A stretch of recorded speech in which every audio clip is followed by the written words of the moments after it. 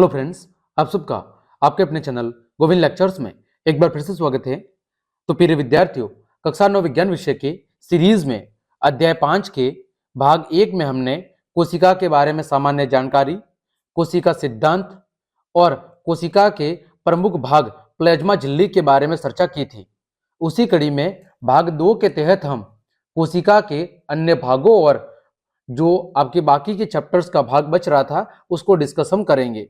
तो यदि आपने पार्ट 1 नहीं देखा है तो उसकी लिंक वीडियो के डिस्क्रिप्शन में दी हुई है, या फिर चैनल की प्लेलिस्ट पर जाकर आप उन सभी क्लासेस को भी आराम से देख सकते हैं। तो चलिए क्लास शुरू करते हैं। आगे हम बात कर रहे हैं कोशिका का जो दूसरा भाग है, कोशिका भित्ति। पहले भाग में हमने क्या देखा था? प्लाज्मा झिल्ली के बारे में देखा था। दूसरा भाग है कोशिका भित्ति। ठीक है, तो कोशिका भित्ति का चित्र आपके सामने दिया गया है। तो पादप कोशिकाओं में प्लाज्मा झिल्ली के अतिरिक्त कोशिका भित्ति भी पाई जाती है।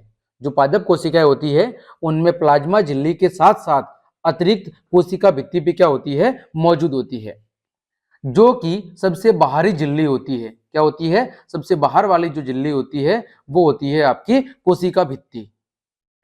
आगे बात करें, यह जंतु कोशिकाओं में नहीं पाई जाती। यह आपको हमेशा याद रखना है कि जो कोशिका भित्ति है वो जंतु कोशिकाओं के अंदर मौजूद नहीं होती है, केवल और केवल पादप कोशिकाओं के अंदर ही पाई जाती है। यह सख्त, मोटी, सरंध्र और कैसी होती है? मर्त संरचना होती है। सरंध्र का मतलब है कि इस पर छोटे छोटे छिद्र पाए जाते हैं। ठीक है, और इसकी संरचना कैसी होती है? मर्त संरचना होती है। जैसा कि चित्र में आपको दिख रहा है, ये जो सेल वॉल है कोशिका भित्ति, सेल वॉल को क्या कहते हैं? कोशिका भित्ति कहते हैं, जो कि सबसे बाहर वाली क्या होती है? संरचना होती है। ठीक है, ये कैसी होती है? काफी सख्त यानी कठोर होती है, मोटी होती है, सरंध्र छोटे छोटे छिद्र होते हैं, और कैसी संरचना होती है? इसकी मर्त संरचना होती है। आगे बात करें, यह सेलुलोज से बनी होती है। कई बार परीक्षा में प्रश्न पूछा जाएगा कि कोशिका भित्ति, पादप कोशिकाओं के अंदर जो कोशिका भित्ति है वो किस पदार्थ की बनी होती है? तो वो बनी होती है सेलुलोज नामक पदार्थ की। आगे बात करें, दो कोशिका भित्तियों के बीच मध्य भित्ति भी होती है। दो कोशिका भित्तियों के बीच में क्या होती है? एक मध्य भित्ति भी पाई जाती है, जैसा कि आपको चित्र में दिख रहा है। यहां पर देखो, इस ऊपर वाले चित्र के अंदर ये प्राइमरी वॉल है, फिर ये सेकेंडरी वॉल है। ठीक है, ये प्राइमरी यानी सबसे बाहर वाली, फिर ये द्वितीय सेकेंडरी वॉल, उसके अंदर कौन सी है? Plasma membrane. तो जो प्लाज्मा झिल्ली है उसके अलावा जो भित्ति है वो क्या है? आपकी कोशिका भित्ति है। और इन दोनों के बीच में देखो क्या है? ये मिडिल लेमेला है। तो यहां पर आपको ध्यान रखना है कि दो कोशिका भित्तियों के बीच में एक अन्य मध्य भित्ति भी पाई जाती है। आगे बात करें, जब किसी पादप कोशिका के अंदर प्रासरण की क्रिया के द्वारा पानी की क्या होती है? हानि होती है, तो कोशिका झिल्ली सहित आंतरिक पदार्थ क्या हो जाते हैं? संकुचित हो जाते हैं, सिकुड़ जाते हैं। इस घटना को कहते हैं जीव द्रव्य कुंचन। क्या कहते हैं? इस घटना को कहते हैं जीव द्रव्य कुंचन। काफी इंपॉर्टेंट पॉइंट है। क्या होता है? जब पादप कोशिका के अंदर प्रासरण की क्रिया के द्वारा पानी की क्या होती है? कमी होती है, हानि होती है, तो कोशिका झिल्ली के साथ साथ जो अंदर के उसके पदार्थ है, कोशिका झिल्ली के भीतर जो आंतरिक पदार्थ है वो भी क्या हो जाते हैं? संकुचित हो जाते हैं, सिकुड़ जाते हैं। तो इस घटना को कहते हैं जीव द्रव्य कुंचन। क्या कहते हैं? जीव द्रव्य कुंचन।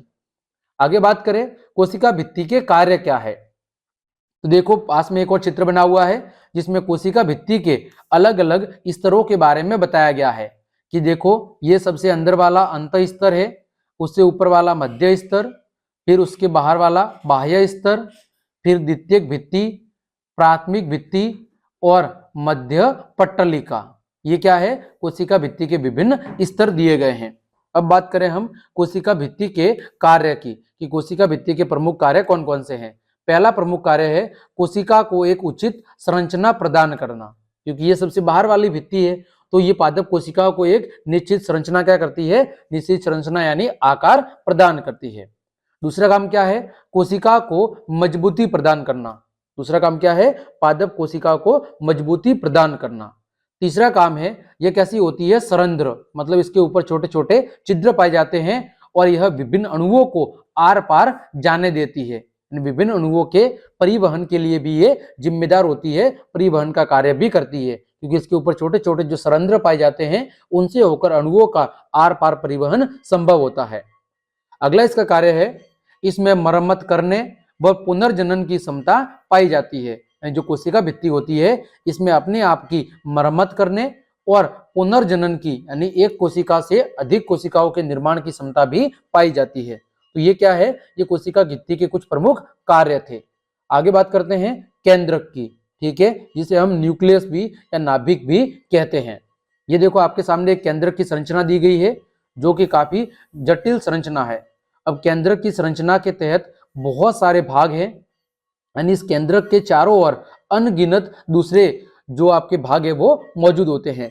जैसे यहाँ पर देखो राइबोसोम है, फिर ये क्रोमेटिन जालिका है, फिर हेट्रोक्रोमेटिन है, ये केंद्रिक है, फिर केंद्रक छिद्र है, केंद्रीय प्लाज्मा है, परिकेंद्रीय अवकाश है, आंतरिक केंद्रीय झिल्ली है, बाह्य केंद्रक झिल्ली है और उसके बाहर की तरफ अंत प्रद्रव्य जालिका है।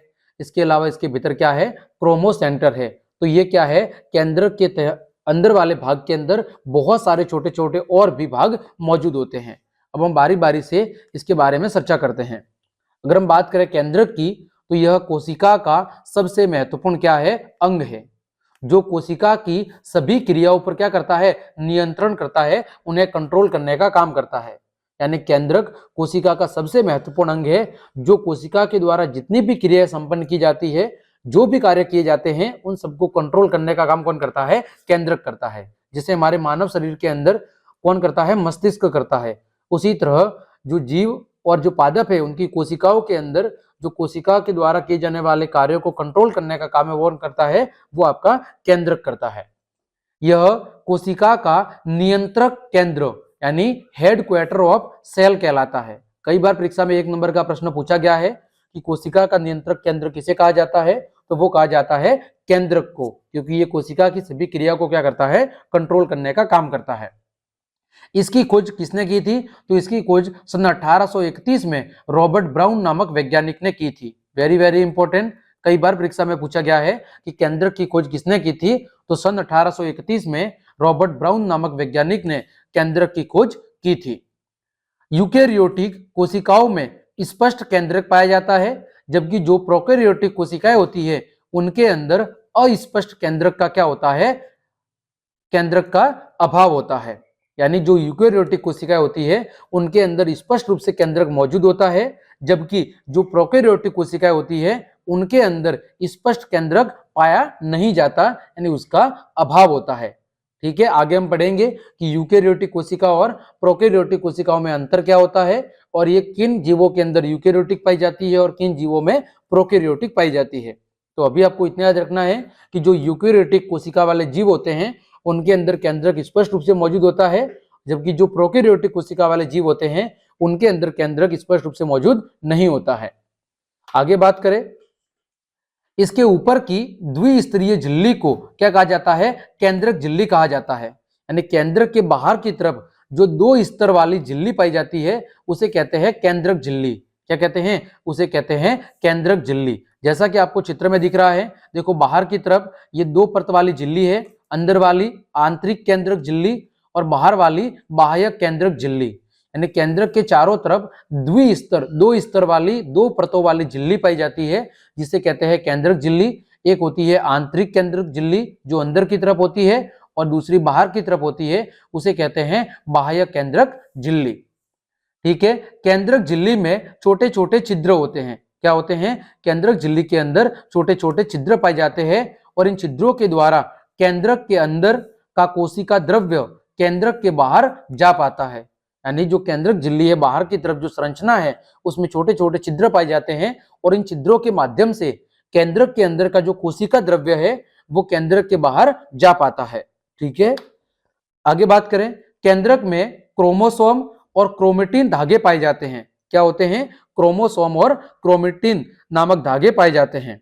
ये क्या करते हैं, ये डीएनए और प्रोटीन के बने होते हैं। यानी क्रोमोसोम और क्रोमेटिन जो धागे हैं ये किसके बने होते हैं, डीएनए और प्रोटीन के बने होते हैं। जैसा कि आपको चित्र में दिख रहा है, यहां पर देखो क्या है, क्रोमोसेंटर।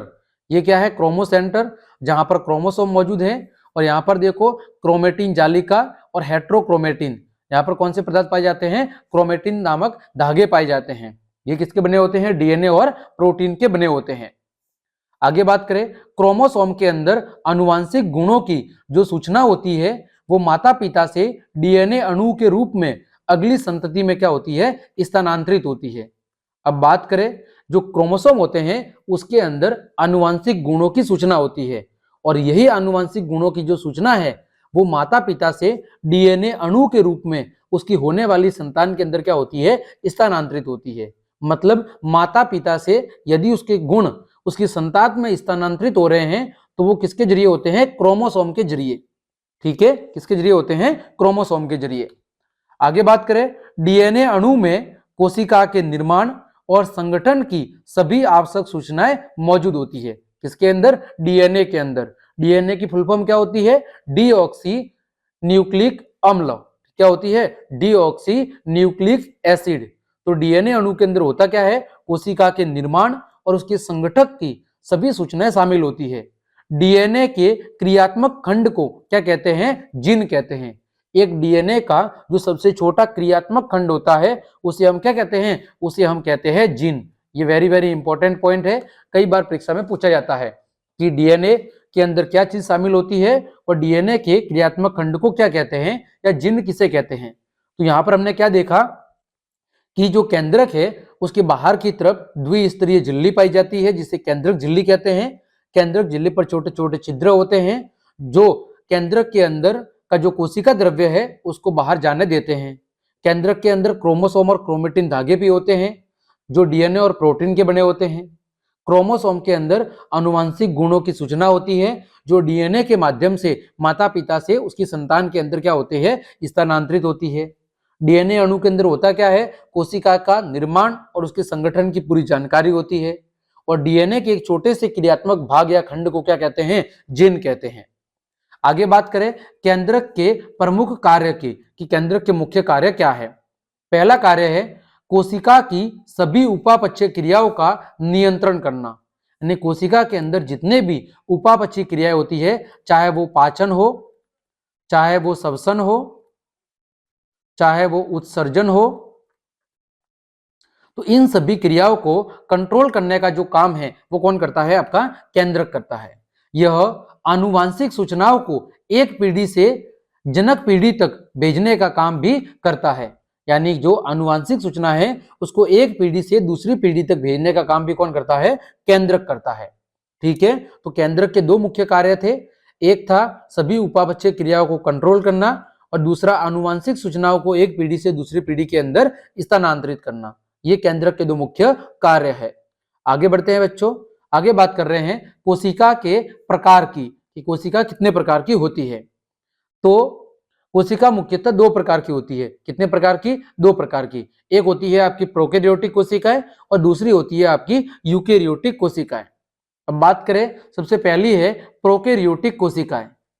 ये कोशिकाएं आकार के अंदर बहुत छोटी होती है। कैसी होती है? आकार में बहुत छोटी होती है और इसमें केंद्रक कैसा होता है? अनुपस्थित, यानी इसमें केंद्रक मौजूद नहीं होता है। ये पॉइंट आपको विशेष ध्यान रखना है कि प्रोकैरियोटिक कोशिकाओं के अंदर केंद्रक नहीं पाया जाता, केवल एक क्रोमोसोम उपस्थित होता है। क्या उपस्थित होता है? केवल और केवल एक क्रोमोसोम मौजूद होता है और झिल्ली युक्त कोशिका अंगक कैसे होते हैं? अनुपस्थित होते हैं। यानी प्रोकैरियोटिक कोशिकाओं के अंदर झिल्ली युक्त दूसरे कोशिका अंगक कोई भी मौजूद नहीं होते हैं। तो आपको सिंपल सी बात याद रखनी है कि प्रोकैरियोटिक कोशिकाएं आकार में बहुत छोटी होती है और इन कोशिकाओं के अंदर केंद्रक कैसा होता है? अनुपस्थित होता है। केवल क्या पाया जाता है? एक क्रोमोसोम पाया जाता है। और झिल्ली वाले जो दूसरे कोशिका के अंग है छोटे छोटे, वो भी कैसे होते हैं? अनुपस्थित होते हैं। उदाहरण के लिए बैक्टीरिया। ठीक है, दूसरा है यूकेरियोटिक कोशिकाएं। ये कोशिका आकार में कैसी होती है? बड़ी होती है। कोशिका का जो केंद्रीय भाग है वो न्यूक्लियर झिल्ली से क्या होता है? ढका होता है, यानी केंद्रीय झिल्ली से ढका होता है। अर्थात यूकेरियोटिक कोशिकाओं के अंदर जो केंद्रक है वो कैसा होता है? केंद्रक उपस्थित होता है। यूकेरियोटिक कोशिकाओं के अंदर केंद्रक क्या होता है? केंद्रक आपका उपस्थित होता है। एक से अधिक क्रोमोसोम क्या होते हैं? उपस्थित होते हैं। और क्या होता है, एक से अधिक क्रोमोसोम भी पाए जाते हैं। झिल्ली युक्त कोशिका अंगक क्या होते हैं, उपस्थित होते हैं। साथ ही साथ झिल्ली युक्त जो कोशिका अंग है वो भी क्या होते हैं, वो भी उपस्थित होते हैं।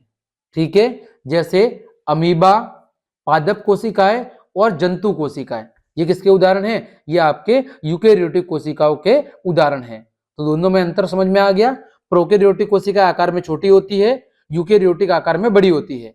प्रोकैरियोटिक में केंद्रक अनुपस्थित होता है, यूकेरियोटिक में केंद्रक उपस्थित होता है। प्रोकैरियोटिक में केवल एक क्रोमोसोम पाया जाता है, यूकेरियोटिक में एक से ज्यादा क्रोमोसोम होते हैं। प्रोकैरियोटिक में झिल्ली युक्त जो कोशिका अंगक है वो कैसे होते हैं, अनुपस्थित, और यूकेरियोटिक के अंदर वो उपस्थित होते हैं। ठीक है, ये दोनों के अंदर अंतर है। आगे बढ़ते हैं, आगे बात कर रहे हैं कोशिका द्रव्य की, जिसे हम साइटोप्लाज्मा भी कहते हैं। क्या कहते हैं, कोशिका द्रव्य को हम साइटोप्लाज्मा भी कहते हैं। जैसा कि आपको चित्र में दिख रहा है, ये पूरी कोशिका है, इसके अंदर जो द्रव भरा होता है, जिसके अंदर इसके जो अंगक है यानी कोशिका के जो दूसरे भाग है वो क्या करते हैं, तैरते हैं, उसे हम कहते हैं कोशिका द्रव्य। तो देखो, पहला पॉइंट है कोशिका का वह द्रव्य, कोशिका का वह द्रव्य, कोशिका का वह द्रव्य जिसमें सभी कोशिका अंगक पाए जाते हैं, क्या कहलाता है, कोशिका द्रव्य कहलाता है। यानी कोशिका के अंदर मौजूद वह द्रव्य जिसमें बाकी कोशिका के जितने भी अंग हैं वो सब पाए जाते हैं, उसे कहते हैं कोशिका द्रव्य। ठीक है, आगे कोशिका द्रव्य और केंद्रक को मिलाकर क्या कहते हैं, जीव द्रव्य। किसको, कोशिका द्रव्य और केंद्रक, ये दो भाग दिख रहे हैं ना, ये तो आपका ये बीच में जो द्रव भरा हुआ है ये क्या है, ये है आपका कोशिका द्रव्य। क्या है, कोशिका द्रव्य। और बीच में जो दिख रहा है ये क्या है, आपका केंद्रक। तो केंद्रक और कोशिका द्रव्य, इन दोनों को मिलाकर इसे हम क्या कहते हैं, जीव द्रव्य। क्या कहते हैं, जीव द्रव्य कहते हैं। ठीक है, इसके दो भाग है, किसके, कोशिका द्रव्य के दो भाग हैं। अब दो भाग कौन से हैं, पहला भाग है सिस्टोल। सिस्टोल का मतलब जलीय द्रव जिसमें विभिन्न प्रोटीन मौजूद होते हैं। पहला भाग क्या है, सिस्टोल, जिसके अंदर सारे जलीय द्रव मौजूद होते हैं, जलीय द्रव जिसमें सारे प्रोटीन मौजूद होते हैं। दूसरा भाग क्या है, दूसरा भाग है कोशिका अंगक। क्या है, कोशिका अंगक, यानी विभिन्न प्रकार के अंगक जो प्लाज्मा झिल्ली द्वारा घिरे होते हैं, जो कोशिका के लिए विभिन्न कार्य करते हैं। यानी कोशिका द्रव्य के दो भाग है, एक सिस्टोल जो क्या है, एक जलीय द्रव है जिसमें अलग अलग तरह के प्रोटीन पाए जाते हैं। दूसरा भाग क्या है, कोशिका अंगक, इसमें क्या होता है, विभिन्न प्रकार के जो कोशिका के अंग हैं वो प्लाज्मा झिल्ली के द्वारा घिरे होते हैं और कोशिका के लिए अलग अलग कार्य करते हैं। अब उनके नाम क्या है, उन अंगों के नाम है अंतद्रव्यीय जालिका, गोल्जी उपकरण, लाइसोसोम, माइटोकॉन्ड्रिया, प्लेस्टिड या लवक, और अगला है रसधानियां। ये क्या है, ये कोशिका के अंदर अलग भाग है। ठीक है, जो कोशिका द्रव्य के अंदर पाए जाते हैं। तो यहां पर हमने क्या देखा कि कोशिका का वह द्रव्य जिसमें सारे कोशिका के अंग पाए जाते हैं उसे कहते हैं कोशिका द्रव्य। कोशिका द्रव्य और केंद्रक को मिलाकर उसे क्या नाम दिया जाता है, जीव द्रव्य। कोशिका द्रव्य के दो भाग है, सिस्टोल और कोशिका अंगक। सिस्टोल क्या होता है, एक जलीय द्रव होता है जिसमें अलग अलग तरह के प्रोटीन मौजूद होते हैं। और कोशिका अंगक के अंदर कोशिका के जो दूसरे अंग हैं वो मौजूद होते हैं और वो प्लाज्मा झिल्ली के द्वारा घिरे होते हैं। उन अंगों के नाम क्या है, अंतद्रव्यीय जालिका, आपका गोल्जी उपकरण, फिर लाइसोसोम, माइटोकॉन्ड्रिया, प्लेस्टिड और रसधानियां। अब हम बारी बारी से इनका अध्ययन भी आगे करेंगे। आगे बात करते हैं, पहला अंग है अंतद्रव्यीय जालिका। कौन सा है, अंतद्रव्यीय जालिका। अब देखो, यह झिल्ली युक्त नलिकाओं तथा सीट का विशाल तंत्र होता है। ये किससे मतलब बना होता है, छोटी छोटी झिल्ली युक्त नलिकाओं और सीट का विशाल तंत्र, जैसा कि आपको चित्र में दिख रहा है। यहाँ पर देखो, झिल्ली युक्त क्या है, अलग अलग तरह की नलिका है और एक सीट नुमा संरचना बन रही है जिसके अंदर एक परत के ऊपर दूसरी परत मौजूद होती है। यहाँ पर चित्र के अंदर आपको जो लाल भाग दिख रहा है ये क्या है, आपका न्यूक्लियस यानी केंद्रक है। ठीक है, फिर ये क्या है, न्यूक्लियक पोर यानी केंद्रक के बाहर की जो परत है वो है। ठीक है, फिर रम, ये क्या है, रफ इंडोप्लास्टिक रेक्टिकुलम, और ये क्या है, राइबोसोम। यहां पर क्या है, राइबोसोम। तो ये जो आपको जालिका दिख रही है ये क्या है, अंतद्रव्यीय जालिका है। स्मूथ इंडोप्लास्टिक रेक्टिकुलम एक आपकी चिकनी अंतर्द्रव्य जालिका होती है और एक आपकी खुरदरी अंतर्द्रव्य जालिका। ये देखो जो ऊपर ये पाइप दिख रहे हैं, ये क्या है? स्मूथ इंडोप्लाज्मिक रेक्टिकुलम, मतलब चिकनी अंतर्द्रव्य जालिका। इसका मतलब क्या है? चिकनी अंतर्द्रव्य जालिका, चिकनी अंतर्द्रव्य जालिका। जो ऊपर ये आपको पाइप दिख रहे हैं, और ये है आपकी खुरदरी अंतर्द्रव्य जालिका। ये जो दिख रही है ना नलीनुमा संरचना, ये जो आड़ी वाली, ये चित्र में दिख रहा है ना, ये जो निशान किया हुआ है, ये क्या है? आपकी खुरदरी अंतर्द्रव्य जालिका, खुरदरी अंतर्द्रव्य जालिका। यानी अंतर्द्रव्य जालिका के कितने भाग है? 2 भाग, एक चिकनी अंतर्द्रव्य जालिका और दूसरी आपकी खुरदरी अंतर्द्रव्य जालिका।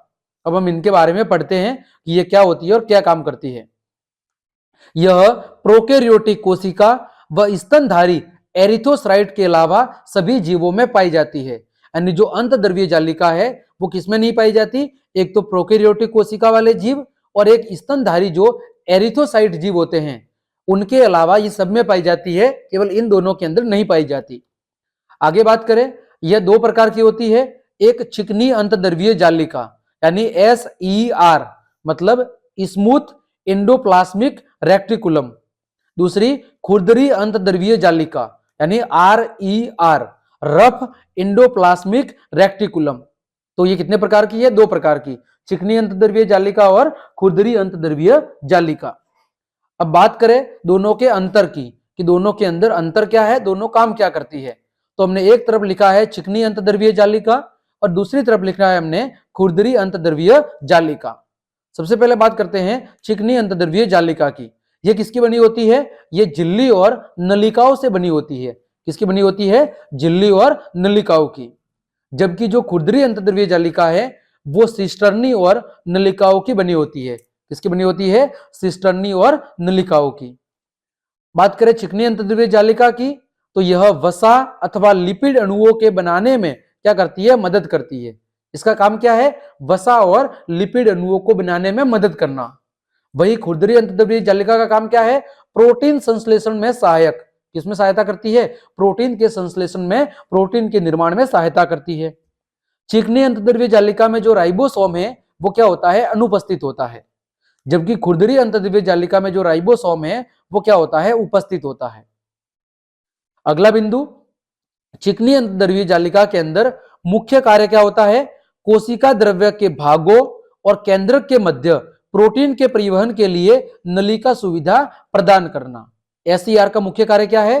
कोशिका द्रव्य के जो अलग अलग भाग हैं और जो केंद्रक है उसके बीच में प्रोटीन के परिवहन के लिए नलिका सुविधा यानी मार्ग उपलब्ध करवाना। किसके बीच में? कोशिका द्रव्य और केंद्रक के बीच में प्रोटीन का परिवहन कराना। खुरदरी अंतर्द्रव्य जालिका का काम क्या है?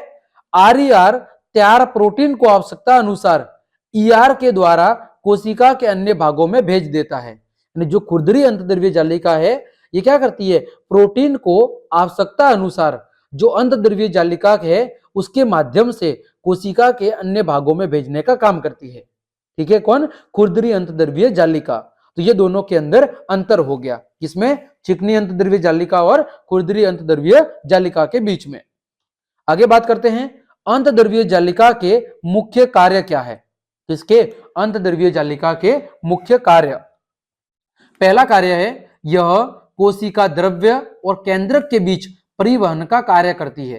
किसके बीच में? कोशिका द्रव्य और केंद्रक के बीच में परिवहन का काम करती है। दूसरा काम क्या करते हैं? यह जैव रासायनिक क्रियाओं के लिए स्थान उपलब्ध करवाती है। क्या करती है? विभिन्न प्रकार की जो जैव रासायनिक क्रिया होती है कोशिका के अंदर संपन्न, उनके लिए स्थान प्रोवाइड करवाती है, सतह उपलब्ध करवाती है। तीसरा, यह वसा, एस्टेरॉयड और कोलेस्ट्रॉल के पाचन में मदद करती है। किसके पाचन में? वसा, स्टेरॉयड और कोलेस्ट्रॉल के पाचन में। अगला, यह कोशिका में विष तथा दवा को खत्म करने में मदद करती है। कोशिका के अंदर विष यानी जहर या कोई जो दवा होती है जो जहरीली होती है उसको खत्म करने में मदद करती है।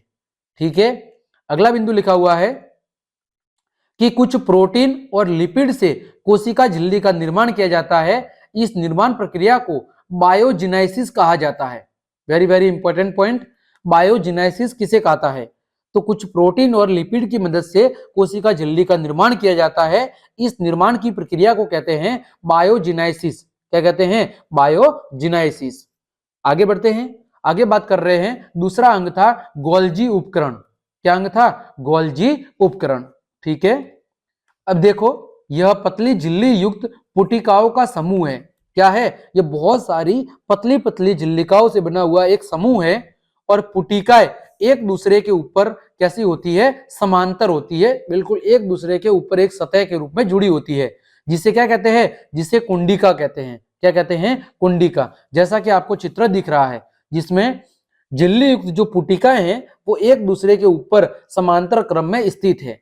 ठीक है, अगला इसके कार्य की बात करें कि गोल्जी उपकरण काम क्या करता है, तो यह ईआर मतलब अंतर्द्रव्यीय जालिका में संश्लेषित पदार्थ को क्या करता है? पैक करता है। यानी अंतर्द्रव्यीय जालिका के द्वारा जिन पदार्थों का निर्माण किया जाता है उनको एक जगह स्टोर करने का काम कौन करता है? आपका गोल्जी उपकरण करता है। ठीक है, दूसरा लाइसोसोम का निर्माण करना। दूसरा काम क्या है? लाइसोसोम का निर्माण करना। तीसरा काम क्या है? यह पदार्थों को पुटिका में संचित तथा रूपांतरित भी करता है। यह अंतर्द्रव्यीय जालिका के द्वारा जिन पदार्थों का निर्माण किया जाता है और लाइसोसोम का जो निर्माण किया जाता है उसको पुटिका के अंदर स्टोर करना और उसको दूसरे पदार्थों में रूपांतरित करने का काम भी करता है। ठीक है, ये किसके काम थे आपके? ये काम थे गोल्जी उपकरण के। आगे बात करें लाइसोसोम, जिसे हम क्या कहते हैं? जिसे हम आत्मघाती थाली भी कहते हैं। क्या कहते हैं? कोशिका की आत्मघाती थैली भी कहते हैं। यह आपके सामने लाइसोसोम का चित्र दिया हुआ है। ठीक है, अब ये काम क्या करता है? देखो, गोल्जी उपकरण द्वारा इसका निर्माण होता है। यानी लाइसोसोम का निर्माण किसके द्वारा किया जाता है? गोल्जी उपकरण के द्वारा। इसमें होता क्या है? इसमें बहुत सारे शक्तिशाली पाचनकारी एंजाइम होते हैं। क्या होते हैं? बहुत ही शक्तिशाली पाचन कराने वाले एंजाइम मौजूद होते हैं।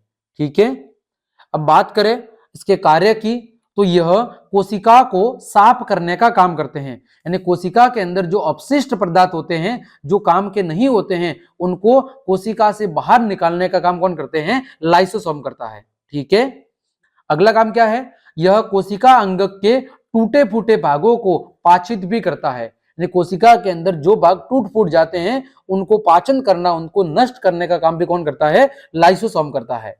कोशिका को नुकसान पहुंचाने वाले पदार्थों का पाचन भी कौन करता है? लाइसोसोम करता है। इसके अलावा वे पदार्थ जो कोशिका को नुकसान पहुंचाते हैं उनको नष्ट करने का काम या उनका पाचन करने का काम भी कौन करता है? वो भी करता है आपका लाइसोसोम। ठीक है, आपके लिए प्रश्न, लाइसोसोम को आत्मघाती थैली क्यों कहा जाता है? ये कई बार परीक्षा में प्रश्न पूछा गया है कि लाइसोसोम को कोशिका की आत्मघाती थैली क्यों कहा जाता है। तो चलिए हम इसके उत्तर को जानते हैं कि लाइसोसोम को आत्मघाती थैली क्यों कहते हैं। तो कारण क्या है कि शरीर के अंदर या कोशिकाओं के अंदर जब उपापचय प्रक्रिया होती है तब कुछ कोशिकाएं क्या हो जाती है? क्षतिग्रस्त हो जाती है, टूट फूट जाती है। तो लाइसोसोम की पुटिका क्या हो जाती है? फट जाती है। जब उपापचय क्रियाओं के दौरान कोशिका क्षतिग्रस्त हो जाती है तो लाइसोसोम की जो दीवारें हैं, जो पुटिकाएं हैं, वो क्या हो जाती है? टूट जाती है, फट जाती है। तो लाइसोसोम के अंदर जो एंजाइम मौजूद है वो क्या हो जाते हैं? बाहर की तरफ स्रावित हो जाते हैं और वो क्या करते हैं? वो अपनी ही कोशिकाओं को पाचित कर देते हैं, अपनी ही कोशिकाओं का भक्षण कर देते हैं। इसीलिए लाइसोसोम को कोशिका की क्या कहा जाता है? आत्मघाती थैली यानी सुसाइड बैग भी कहा जाता है। फिर से सुनो कि जब उपापचय क्रियाओं के दौरान कोशिकाएं क्षतिग्रस्त हो जाती है तो लाइसोसोम की जो पुटिका है वो क्या हो जाती है? फट जाती है, जिसकी वजह से लाइसोसोम में मौजूद जो एंजाइम है वो बाहर निकल आते हैं और अपनी ही कोशिकाओं को क्या कर देते हैं? भक्षण कर देते हैं।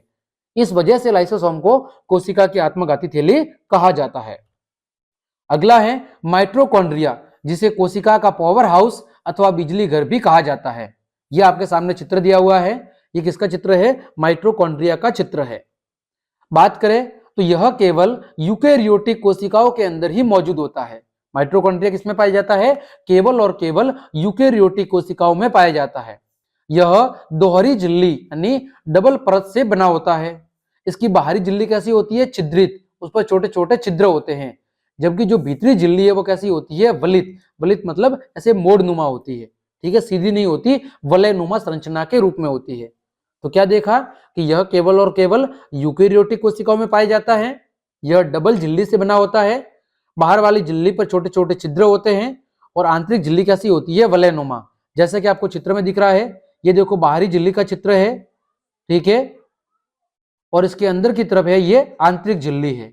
आंतरिक झिल्ली में देखो कौन कौन से पदार्थ है, डीएनए है, एटीपी सिंथेज है, ये मैट्रिक्स है, फिर प्री माइटोकॉन्ड्रियल अवकाश है, क्रिस्टी है, राइबोसोम और कण है। ये सारे माइटोकॉन्ड्रिया के अलग अलग भाग है। अब बात करें माइटोकॉन्ड्रिया के कार्य की, इसके प्रमुख कार्य क्या है। तो इसका मुख्य कार्य है ऊर्जा को एटीपी यानी एडिनोसिन ट्राइफॉस्फेट के रूप में जमा करना। पहला काम क्या है, इसको ऊर्जा को एटीपी के रूप में जमा करना। यह काम है माइटोकॉन्ड्रिया का सबसे मुख्य कार्य। इसके अलावा माइटोकॉन्ड्रिया का अपना खुद का क्या होता है, डीएनए होता है, और अपना खुद का क्या होता है, राइबोसोम होता है। माइटोकॉन्ड्रिया का अपना खुद का डीएनए होता है अलग से, और खुद का क्या होता है, राइबोसोम। ठीक है, ये थी माइटोकॉन्ड्रिया की महत्वपूर्ण विशेषता। दूसरा है, अगला भाग है आपका प्लेस्टिडिया लवक। क्या है, प्लेस्टिडिया लवक। अब ये क्या होता है, यह केवल और केवल पादप कोशिकाओं में पाया जाता है। जो प्लेस्टिडिया लवक है किसमें पाया जाता है, पादप कोशिकाओं में। इसका खुद का अपना डीएनए होता है और क्या होता है, राइबोसोम। लवक का भी अपना खुद का डीएनए और क्या होता है, राइबोसोम। ये 3 प्रकार के होते हैं। कितने प्रकार के होते हैं, 3 प्रकार के। पहला प्रकार है ल्यूकोप्लास्ट। कौन सा है, ल्यूकोप्लास्ट। ल्यूको का मतलब क्या होता है, सफेद। क्या होता है, सफेद। तो इसका रंग कैसा होता है, सफेद। और जमीन के नीचे वाली कोशिकाओं में ये पाए जाते हैं। पेड़ पौधों के अंदर जो जमीन के नीचे वाले भाग की कोशिका हैं, उनके अंदर ल्यूकोप्लास्ट पाए जाते हैं। दूसरा प्रकार है क्रोमोप्लास्ट। ये कैसे होते हैं, लाल और भूरे रंग के। कैसे होते हैं, लाल और भूरे कलर के। और ये कहाँ पाए जाते हैं, ये तने वाली कोशिकाओं के अंदर पाए जाते हैं। इसमें पाए जाते हैं, तने वाले भाग के अंदर जो कोशिकाएं पाई जाती है उनमें पाए जाते हैं क्रोमोप्लास्ट। फिर है क्लोरोप्लास्ट। ये कैसे होते हैं, ये हरे रंग के होते हैं। और कहाँ पाए जाते हैं, जो पेड़ पौधों की ऊपरी कोशिकाएं होती है उन ऊपरी कोशिकाओं के अंदर क्लोरोप्लास्ट पाए जाते हैं। जैसे शाखाओं और पत्तियों के अंदर ये पाए जाते हैं। तो हमने क्या देखा कि लवक केवल और केवल पादप कोशिकाओं में पाए जाते हैं। इनमें खुद का अपना डीएनए और क्या होता है, राइबोसोम होते हैं। इनके 3 प्रकार हैं, ल्यूकोप्लास्ट, क्रोमोप्लास्ट और क्लोरोप्लास्ट। क्लोरोप्लास्ट को हम क्या कहते हैं, पर्णहरित या हरित लवक भी कहते हैं। क्या कहते हैं, पर्णहरित अथवा हरित लवक। क्या कहते हैं, पर्णहरित अथवा हरित लवक भी कहते हैं। ठीक है, ल्यूकोप्लास्ट सफेद रंग के होते हैं और जमीन के नीचे वाली कोशिकाओं में पाए जाते हैं। क्रोमोप्लास्ट लाल और भूरे रंग के होते हैं और तने वाली कोशिकाओं में पाए जाते हैं। क्लोरोप्लास्ट हरे रंग के होते हैं और ऊपरी कोशिका यानी शाखाओं और पत्तियों वाली कोशिकाओं में पाए जाते हैं। यहाँ पर आपके सामने चित्र दिया हुआ है हरित लवक का, यानी कि क्लोरोप्लास्ट का। क्लोरोप्लास्ट की आंतरिक संरचना दी गई है। देखो इसकी भी संरचना कैसी होती है, दोहरी झिल्ली वाली। 2 परत होती है, एक आंतरिक परत और एक बाहरी परत। इसके अंदर वाले भाग में स्ट्रोमा, फिर क्या दिया हुआ है, लमेला और थाइकेलेग्रिड। ये कुछ इसके क्या है, भाग है। आगे बात करें प्लेस्टिड या लवक के कार्य क्या होते हैं। तो देखो लवक का पहला कार्य क्या है कि जो क्रोमोप्लास्ट और जो क्लोरोप्लास्ट है इन दोनों के कार्य क्या है। तो यह सूर्य तथा कार्बन डाइऑक्साइड की उपस्थिति में प्रकाश संश्लेषण की क्रिया से पेड़ पौधों में भोजन बनाने का कार्य करते हैं। कौन, क्रोमोप्लास्ट और क्लोरोप्लास्ट। ये सूर्य और कार्बन डाइऑक्साइड की गैस की उपस्थिति में प्रकाश संश्लेषण की क्रिया के द्वारा पौधों में भोजन निर्माण का कार्य करते हैं। ठीक है, फिर बात करें ल्यूकोप्लास्ट की। ये काम क्या करता है, तो ये जमीन के नीचे वाले भाग में होता है। तो यहाँ पर ये प्रोटीन, तेल और वसा का क्या करता है, भंडारण करने का काम करता है। क्या काम करता है, प्रोटीन, तेल और वसा का भंडारण करता है, उन्हें स्टोर करता है। वही क्रोमोप्लास्ट और क्लोरोप्लास्ट क्या करते हैं, ये प्रकाश संश्लेषण की क्रिया के द्वारा पेड़ पौधों में भोजन बनाने का कार्य करते हैं। आगे बात करें, अगला अंग है रसधानिया अथवा रिक्तिका। रसधानिया या रिक्तिका। ठीक है, रसधानिया ठोस और तरल पदार्थों की संग्राहक थैलियां होती है। क्या होती है, ठोस और तरल पदार्थों को इकट्ठा करने का काम करती है। संग्राहक मतलब एक जगह इकट्ठा करती है, एक थैली नुमा संरचना होती है और उस थैली नुमा संरचना के अंदर ये ठोस और तरल पदार्थों को इकट्ठा करती है। इनका आकार पादप कोशिकाओं में बड़ा होता है और जंतु कोशिकाओं में कैसा होता है, छोटा होता है।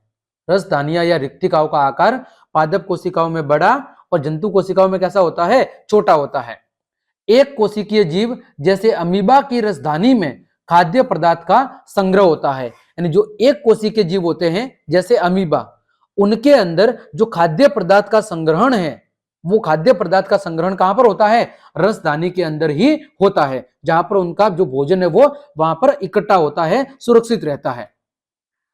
अब बात करें इसके कार्य की, तो यह विभिन्न पदार्थों के संग्रहण का कार्य करती है। क्या करती है, विभिन्न पदार्थों के संग्रहण का कार्य, जैसे एमिनो अम्ल का संग्रहण, शर्करा, कार्बनिक अम्ल और प्रोटीन, इन सबको इकट्ठा करने का काम, संग्रहित करने का काम करती है।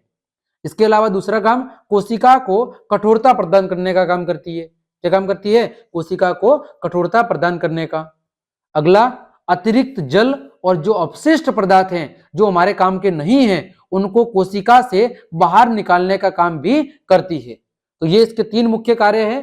पहला, विभिन्न पदार्थ जैसे अमीनो अम्ल, शर्करा, कार्बनिक अम्ल, प्रोटीन आदि का संग्रहण करना, कोशिका को कठोरता यानी मजबूती प्रदान करना, और जो कोशिका के अंदर अतिरिक्त जल है या जो अपशिष्ट पदार्थ है जो कि काम के नहीं है, उनको कोशिका से बाहर निकालना।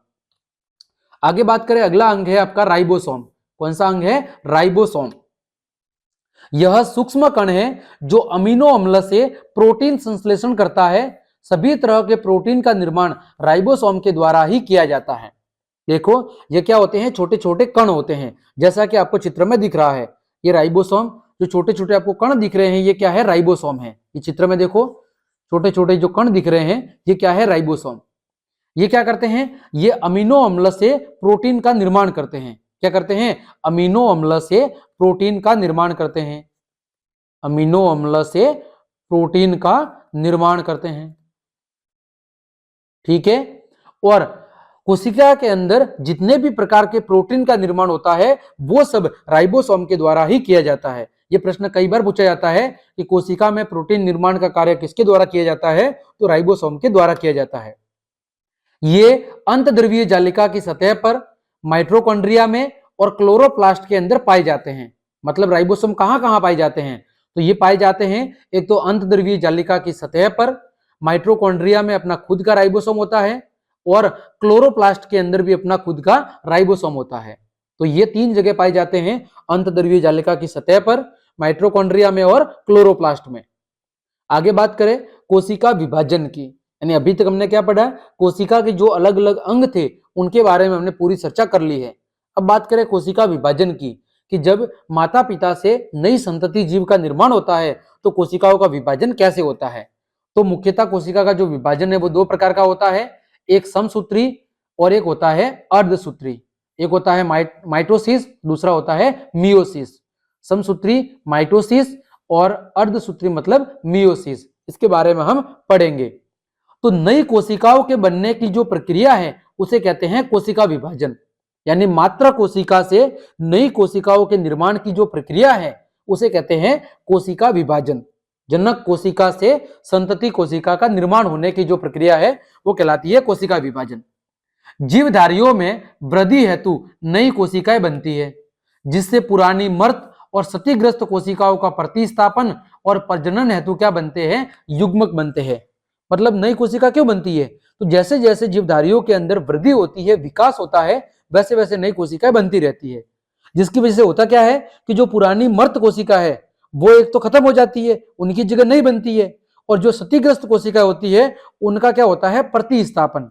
साथ ही साथ प्रजनन की क्रिया जिसके जरिए नए जीव का निर्माण होता है और क्या बनते हैं, युग्मक बनते हैं। तो इन क्रियाओं के लिए कोशिका विभाजन की क्रिया होती है। यह दो प्रकार की होती है, एक समसूत्री और दूसरा अर्धसूत्री विभाजन, ठीक है। सबसे पहले बात करते हैं समसूत्री विभाजन की। तो कोशिका विभाजन की वह प्रक्रिया जिसमें प्रत्येक मात्र कोशिका विभाजित होकर अपने जैसी दो नई संतति कोशिकाओं का क्या करती है, निर्माण करती है। समसूत्री में क्या होता है, मात्र कोशिका कितनी होती है, एक होती है आपकी मात्र कोशिका, ठीक है। एक क्या होती है, एक होती है आपकी मात्र कोशिका। जैसे कि यहां पर दिया हुआ है यहाँ पर देखो प्रतिकृति यानी एक मात्र कोशिका है, इसमें कोशिका विभाजन की क्रिया होगी, तो दो नई संतति कोशिकाओं का क्या होगा, निर्माण होगा। ठीक है, यहाँ पर देखो ये एक मेन कोशिका है, ये जो सबसे ऊपर चित्र में है ये क्या है, आपकी मात्र कोशिका। इसके अंदर कौन सा विभाजन होगा, इसके अंदर होगा समसूत्री कोशिका विभाजन। तो जो ये एक मात्र कोशिका थी, ये दो संतति कोशिका के अंदर क्या होगी, विभाजित होगी। तो बिल्कुल सरल तरीका है याद रखने का कि समसूत्री के अंदर एक मात्र कोशिका विभाजित होके अपने जैसी दो नई संतति कोशिकाओं का निर्माण करती है। संतति कोशिकाओं में गुणसूत्रों की संख्या मात्र कोशिका के क्या होती है, समान ही होती है। यानी जो नई बनने वाली कोशिका है उनमें जो गुणसूत्रों की संख्या है वो उतनी ही होती है जितनी मात्र कोशिका में होती है। जैसे मात्र कोशिका के अंदर 23 गुणसूत्र थे, तो ये जो दो नई कोशिका बनी है इनमें भी 23 गुणसूत्र ही मौजूद होंगे। ठीक है, यह जीवों में वृद्धि और उत्तकों के मरम्मत में सहायता करती है। यानी ये वाला जो विभाजन है ये जीवों की वृद्धि और जो उत्तक जो टूट फूट गए हैं उनकी मरम्मत में सहायता करता है ये वाला विभाजन। यानी समसूत्री जो विभाजन है ये जीवों में वृद्धि और उत्तकों के मरम्मत के लिए जिम्मेदार होता है। ठीक है, आगे बात करें समसूत्री विभाजन का, ये सूत्र भी एक और चित्र दिया हुआ है जिसमें देखो ये मात्र कोशिका है और इसमें क्या है, ये गुणसूत्र है। तो एक मात्र कोशिका से दो संतति कोशिकाओं का क्या हो रहा है, निर्माण हो रहा है और गुणसूत्रों की संख्या कैसी है, समान है। इसी तरह यहां पर भी दिया हुआ है कि यदि पेत्रक कोशिका कितनी हो, 2n हो, तो उससे बनने वाली जो संतति कोशिका है वो कितनी होगी, 2n और 2n मतलब 4n डबल बनेगी। यदि मात्र कोशिका एक है तो संतति कोशिका कितनी होगी, 2 होगी। यदि संतति कोशिका कितनी है, 4 है, तो उसकी जो पुत्री कोशिका है वो कितनी होगी, आपकी 16 होगी। ठीक है, तो ये आपके समसूत्री विभाजन का क्या है, डायग्राम है। आगे बात करें अर्धसूत्री विभाजन। कैसा विभाजन, अर्धसूत्री विभाजन। तो देखें जंतुओं और पौधों के प्रजनन अंग और उत्तकों की विशेष कोशिकाएं विभाजित होकर क्या बनाती है, युग्मक। युग्मक मतलब जोड़ा बनाती है, जो निषेचन के पश्चात संतति निर्माण करती है। जो क्या करती है, जो निषेचन की क्रिया के बाद नए संतान का निर्माण करती है। यह एक अलग प्रकार का विभाजन है जिसे अर्धसूत्रण कहते हैं। क्या कहते हैं, अर्धसूत्रण कहते हैं। मतलब अर्धसूत्री जो विभाजन है उसकी मदद से क्या होता है, उसकी मदद से प्रजनन की क्रिया होती है जिससे युग्मक बनता है और युग्मक से फिर निषेचन की क्रिया के बाद नए जीव का निर्माण होता है। ठीक है, इसमें क्रमशः दो विभाजन होते हैं। यानी अर्धसूत्री विभाजन के अंदर विभाजन की क्रिया कितनी बार होती है, 2 बार। जब कोशिका अर्धसूत्रण द्वारा विभाजित होती है तो इसमें 2 की जगह 4 नई कोशिकाएं बनती हैं। कितनी बनती है, एक मात्र कोशिका से 4 नई संतति कोशिकाओं का क्या होता है, निर्माण होता है। देखो चित्र में यहां पर मात्र कोशिका कितनी है, आपकी मात्र कोशिका 1 है। कितनी है, मात्र कोशिका 1 है। फिर क्या होगा, इसकी प्रतिकृति बनेगी यानी रेप्लिकेशन होगा और उसमें क्या होगा, अर्धसूत्री विभाजन। कैसा विभाजन होगा, अर्धसूत्री कोशिका विभाजन। तो यहां पर अर्धसूत्री कोशिका विभाजन से कितनी बनी, देखो ये 2 बनी। इनका क्या हुआ, एक बार विभाजन हुआ तो कितनी कोशिका बनी, 2। इन 2 का वापस विभाजन हुआ तो कितनी बनी, 4। पहले 1 थी, 1 से कितनी बनी, 1 से बनी 2 और फिर 2 से कितनी बनी, 2 से बनी 4। मतलब मात्र कोशिका स्टार्टिंग में 1 थी लेकिन लास्ट में संतति कोशिकाओं का निर्माण कितना हुआ, 4 हुआ। तो अर्धसूत्री विभाजन के अंदर 2 बार विभाजन होता है। कितनी बार, 2 बार। और अंत में एक मात्र कोशिका से कितनी कोशिकाओं का निर्माण होता है, 4 नई कोशिकाओं का निर्माण होता है। ठीक है, यानी अर्धसूत्री विभाजन के अंदर आधा आधा विभाजन 2 बार होता है।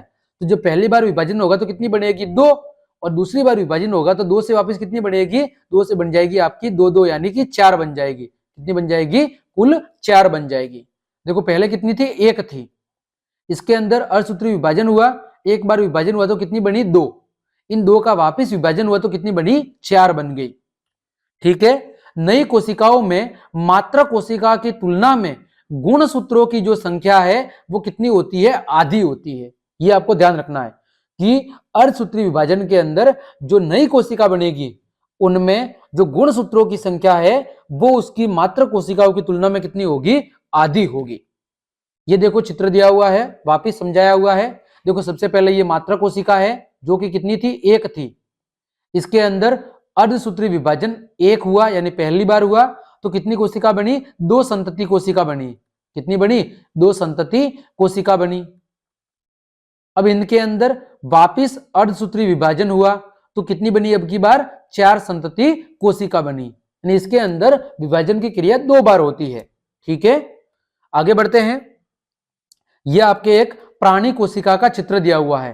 किसका चित्र दिया हुआ है, प्राणी कोशिका का चित्र दिया हुआ है, जिसके देखो अलग अलग भाग है, जिसकी ज्यादातर भागों की चर्चा हमने कर ली है। देखो बीच वाला जो भाग है ये क्या है, केंद्रक है, ये जो बीच में आपको दिख रहा है। फिर ये क्या है, कोशिका द्रव्य है, जो केंद्रक और कोशिका भित्ति के बीच में भरा हुआ है। फिर केंद्रक का आवरण है, केंद्रक के चारों तरफ जो बाउंड्री दिख रही है वो केंद्रक का आवरण है। फिर ये चिकनी अंतर्द्रव्यीय जालिका है। फिर यहाँ पर ये वाला भाग खुरदरी अंतर्द्रव्यीय जालिका है। फिर माइटोकॉन्ड्रिया है। फिर राइबोसोम है। फिर लाइसोसोम है। फिर ये तारक केंद्र है। फिर ये प्लाज्मा झिल्ली है। फिर ये गोल्जी उपकरण है। ठीक है, और बाहर वाला भाग क्या है, आपकी कोशिका भित्ति है। तो ये अलग अलग भाग दिए हुए हैं। किसके भाग है, ये सब प्राणी कोशिका के भाग है। ये किसका चित्र है, ये चित्र है पादप कोशिका का। ठीक है, पादप कोशिका के बीच में देखो ये केंद्रक है। फिर केंद्रक के अंदर बाहर की तरफ केंद्रक द्रव्य है। फिर गोल्जी उपकरण है। फिर केंद्रक के चारों तरफ केंद्रक आवरण है। फिर बाहर की तरफ कोशिका भित्ति है। ठीक है, कोशिका भित्ति केवल किसमें पाई जाती है, पादप कोशिका में। जो आपके जंतु कोशिका है, जो प्राणी कोशिका है, उसमें नहीं पाई जाती। उसमें केवल बाहर की तरफ प्लाज्मा झिल्ली पाई जाती है। फिर ये आपका माइटोकॉन्ड्रिया है, ये क्या है, कोशिका द्रव्य है। ये सब किसके भाग है, ये सब भाग है आपके पादप कोशिका के। आगे बात करें पादप और जंतु कोशिका में अंतर क्या होता है, तो हमने एक तरफ लिखा है पादप कोशिका, दूसरा लिखा है जंतु कोशिका। देखो पादप कोशिका में प्रकाश संश्लेषण की क्रिया हेतु क्लोरोप्लास्ट, क्लोरोप्लास्ट मतलब पर्णहरित पाया जाता है। पादप कोशिकाओं के अंदर प्रकाश संश्लेषण की क्रिया हेतु पर्णहरित या हरित लवक पाया जाता है, जबकि जंतु कोशिका के अंदर क्लोरोप्लास्ट यानी पर्णहरित नहीं पाया जाता। पादप कोशिका में आकृति और आकार को निश्चित बनाए रखने के लिए कोशिका भित्ति पाई जाती है। किसमें, पादप कोशिका में। जंतु कोशिका में कोशिका भित्ति नहीं पाई जाती है। इस वजह से जंतु कोशिकाओं का जो आकार है वो कैसा होता है, अनिश्चित होता है। पादप कोशिका में लाइसोसोम नहीं पाया जाता है, जंतु कोशिका में लाइसोसोम पाया जाता है। पादप कोशिका में कोशिकाएं मुख्यतः कैसी होती है, चतुर्भुजाकार होती है, यानी ज्यादातर जो कोशिकाएं होती है वो चतुर्भुज के जैसी होती है, जबकि जंतु कोशिकाओं का आकार अलग अलग होता है। पादप कोशिकाओं के अंदर जो गोल्जी उपकरण है वो पूर्ण रूप से विकसित नहीं होता है, जबकि जंतु कोशिका के अंदर जो गोल्जी उपकरण है वो उपस्थित भी होता है और पूर्ण रूप से कैसा होता है, विकसित भी होता है। तो ये मुख्य अंतर है दोनों के अंदर। कई बार परीक्षा में प्रश्न पूछा गया है, पादप और जंतु कोशिका में अंतर स्पष्ट करो। तो पहला अंतर क्या है, प्रकाश संश्लेषण की क्रिया हेतु पादप कोशिकाओं के अंदर पर्णहरित पाया जाता है, जंतु कोशिकाओं में पर्णहरित नहीं होता है। पादप कोशिकाओं में कोशिका भित्ति पाई जाती है, जंतु कोशिका में नहीं पाई जाती। पादप कोशिकाओं का आकार लगभग निश्चित होता है, जंतु कोशिकाओं का आकार निश्चित नहीं होता है। पादप कोशिका में लाइसोसोम नहीं पाया जाता, जंतु कोशिका में लाइसोसोम पाया जाता है। पादप कोशिकाओं की ज्यादातर कोशिकाएं चतुर्भुजाकार होती है, जंतु कोशिकाओं का जो आकार है वो निश्चित नहीं होता है। पादप कोशिकाओं के अंदर गोल्जी उपकरण पूर्ण रूप से विकसित नहीं होता है, जंतु कोशिकाओं में पूर्ण रूप से विकसित होता है। ठीक है, आगे बात करें प्रोकैरियोटिक और यूकैरियोटिक कोशिका के अंदर अंतर क्या होता है। तो प्रोकैरियोटिक कोशिका और यूकैरियोटिक कोशिका के अंदर अंतर, ये भी प्रश्न काफी इंपॉर्टेंट है और कई बार परीक्षा के अंदर पूछा भी गया है। तो आगे हम बात कर रहे हैं दोनों के अंदर अंतर की। तो यहाँ पर हमने पहले कॉलम में लिखा है विशेषता या अंग, दूसरे भाग में लिखा है प्रोकैरियोटिक कोशिका और तीसरे में लिखा है यूकैरियोटिक कोशिका। पहला अंग है कोशिका। तो जो प्रोकैरियोटिक कोशिका होती है उनकी जो कोशिका है वो किसकी बनी होती है, प्रोटीन और कार्बोहाइड्रेट की। वही जो यूकैरियोटिक कोशिका है वो किसकी बनी होती है, सेल्यूलोज की। पहला अंतर दोनों के अंदर ये हो गया कि जो प्रोकैरियोटिक जीव होते हैं उनकी कोशिका प्रोटीन और कार्बोहाइड्रेट की बनी होती है और यूकैरियोटिक कोशिका सेल्यूलोज की बनी होती है। दूसरा है आपका पॉइंट माइटोकॉन्ड्रिया। तो जो प्रोकैरियोटिक जीव होते हैं उनके अंदर अनुपस्थित होता है और यूकैरियोटिक जीवों के अंदर माइटोकॉन्ड्रिया उपस्थित होता है। तीसरा है अंतद्रव्यीय जालिका, ये प्रोकैरियोटिक कोशिका में अनुपस्थित होती है और यूकेरियोटिक कोशिका के अंदर उपस्थित होती है। अगला राइबोसोम, जो प्रोकैरियोटिक कोशिका होती है उसमें 70S प्रकार के राइबोसोम पाए जाते हैं और यूकेरियोटिक के अंदर 80S प्रकार के राइबोसोम पाए जाते हैं। फिर है आपका गोल्जी काय, गोल्जी काय प्रोकैरियोटिक में अनुपस्थित होता है और यूकेरियोटिक के अंदर उपस्थित होता है। फिर केंद्रक झिल्ली, तो ये प्रोकैरियोटिक में अनुपस्थित होती है और यूकेरियोटिक के अंदर क्या होती है, उपस्थित होती है। फिर लाइसोसोम प्रोकैरियोटिक में अनुपस्थित होता है और यूकेरियोटिक के अंदर उपस्थित होता है। फिर डीएनए, ये प्रोकैरियोटिक में एकल सूत्र के रूप में मौजूद होते हैं जबकि यूकेरियोटिक में पूर्ण रूप से विकसित और दोहरे सूत्र के रूप में मौजूद होते हैं। फिर यह है कशाभिका, प्रोकैरियोटिक में केवल इसका एक तंतु होता है और यूकेरियोटिक के अंदर इसके 11 तंतु पाए जाते हैं। ठीक है, तो ये कुछ बिंदु थे। आगे बढ़ते हैं। अगला है केंद्रिका, जो आपकी प्रोकैरियोटिक कोशिका होती है उसमें केंद्रिका अनुपस्थित होती है और यूकेरियोटिक के अंदर केंद्रिका उपस्थित होती है। फिर सेंट्रियोल, ये प्रोकैरियोटिक में अनुपस्थित होता है और यूकेरियोटिक के अंदर उपस्थित होता है। फिर श्वसन की क्रिया प्रोकैरियोटिक में प्लाज्मा झिल्ली के द्वारा होती है और यूकेरियोटिक में किसके द्वारा होती है, माइटोकॉन्ड्रिया के द्वारा होती है। फिर लिंग प्रजनन की क्रिया प्रोकैरियोटिक में नहीं पाई जाती, यूकेरियोटिक के अंदर पाई जाती है। फिर प्रकाश संश्लेषण की क्रिया प्रोकैरियोटिक के अंदर कहां होती है, थाइलेकाइड में होती है और यूकेरियोटिक में किसमें होती है, क्लोरोप्लास्ट में। जो प्रोकैरियोटिक कोशिका वाले जीव होते हैं उसमें कौन से भाग में होती है, थाइकेलाइड भाग में, ये काफी महत्वपूर्ण है। और यूकेरियोटिक वाले में क्लोरोप्लास्ट, जिसे हम क्या कहते हैं, जिसे हम पर्णहरित या हरित लवक भी कहते हैं। ठीक है, अगला बिंदु है कोशिका विभाजन। तो जो प्रोकैरियोटिक जीव होते हैं उसमें कौन सा होता है, अर्धसूत्री विभाजन का होता है। जो प्रोकैरियोटिक जीव होते हैं उसमें अर्धसूत्री विभाजन पाया जाता है और जो यूकेरियोटिक है उसमें अर्धसूत्री भी पाया जा सकता है और समसूत्री भी पाया जा सकता है। तो ये कुछ पॉइंट थे जिसके आधार पर हम प्रोकैरियोटिक और यूकेरियोटिक के बीच अंतर को आसानी से समझ सकते हैं। ये काफी महत्वपूर्ण है और परीक्षा में कई बार प्रश्न भी पूछा जाता है। तो इस प्रकार हमने अध्याय 2 की, तो इस प्रकार हमने आपके अध्याय 5 जीवन की मौलिक इकाई कोशिका के संपूर्ण पाठ की व्याख्या को बहुत अच्छे से समझ लिया है। उम्मीद करता हूं संपूर्ण व्याख्या आपको अच्छे से समझ में आई होगी।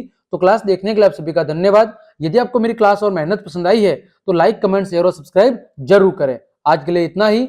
अगली क्लास में हम इसके पाठ के भीतर दिए गए प्रश्न और अभ्यास के सभी प्रश्नों को सॉल्व करना सीखेंगे। आज के लिए इतना ही। जय हिंद, जय भारत।